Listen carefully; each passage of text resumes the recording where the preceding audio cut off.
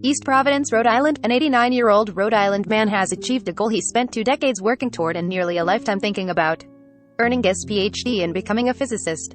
Manfred Steiner recently defended his dissertation successfully at Brown University in Providence. Steiner cherishes this degree because it's what he always wanted, and because he overcame health problems that could have derailed his studies. "But I made it, and this was the most gratifying point in my life, to finish it," he said Wednesday at his home in East Providence. As a teenager in Vienna, Steiner was inspired to become a physicist after reading about Albert Einstein and Max Planck. He admired the precision of physics. But after World War II, his mother and uncle advised him that studying medicine would be a better choice in turbulent times.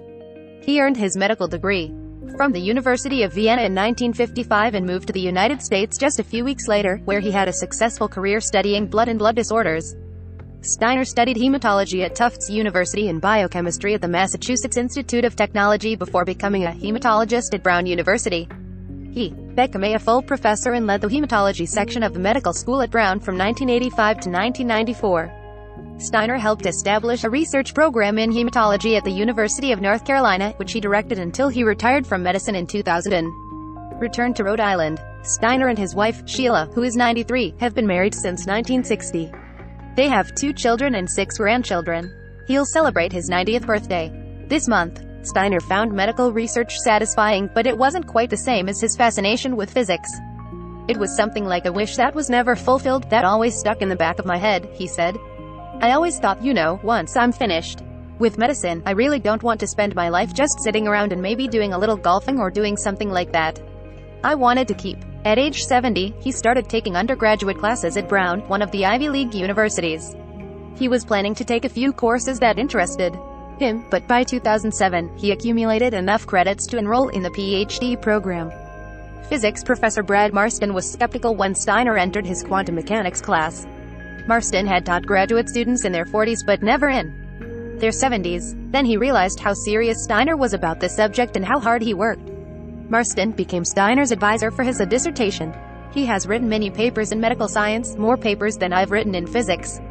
He already had a scientific way of thinking that younger students have to develop," Marston said this week.